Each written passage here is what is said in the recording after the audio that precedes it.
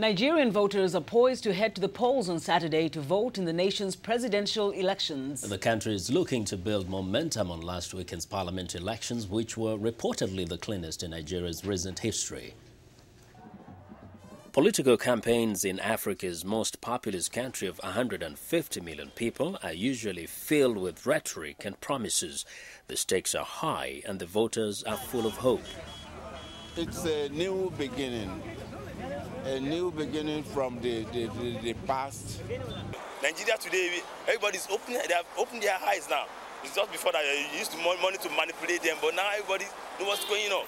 Incumbent President Goodluck Jonathan of the ruling People's Democratic Party is considered the favorite after his top rivals failed to agree on an alliance to support a single opposition challenger. President Jonathan's victory as candidate for the ruling PDP is seen as historic, having trounced strong rivals such as Ibrahim Babangida, a former military ruler known to have strong financial backing, and Abubakar Atiku, a former vice president under President Olusegun Obasanjo. Among Mr. Jonathan's rivals on Saturday are Muhammadu Buhari, leader of the main opposition Congress for Progressive Change, and Nuhu Ribadu of Action Congress Nigerian Party. Fred Oladende of the Foundation for Democracy in Africa says Jonathan has the advantage, but he also shoulders a heavy responsibility. So he has the power of incumbency. He also is going on the ticket of the ruling party.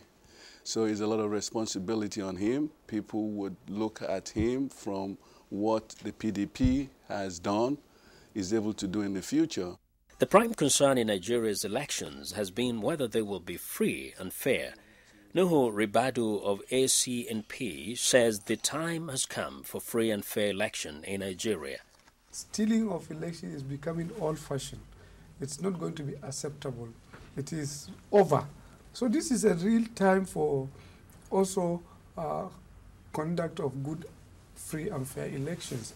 Nigeria is not going to be an exception. Vigilance by voters and the use of high-tech equipment to register citizens is being credited for the success of last weekend's parliamentary election, and many hope that Saturday's presidential vote will be the same. Muhammadu Buhari, CPC candidate, says a flourishing democracy is the only hope for a stable and prosperous Nigeria. Nobody went and gave me a lecture. I was just observing international issue when in 1991, the Soviet Union as an empire in the 20th century collapsed without a single shot being fired. That was the time I became a Democrat.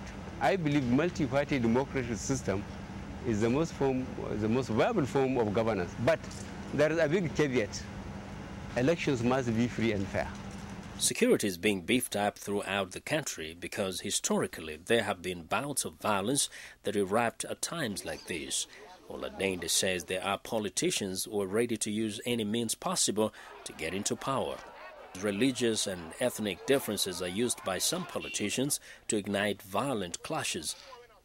Nigeria is roughly divided into a Muslim north and Christian south, but with sizable minorities on both sides. Oladende says what voters want to hear, though, from the candidates is how will they solve issues that affect them daily, such as security, respect for human rights, youth unemployment, and poverty.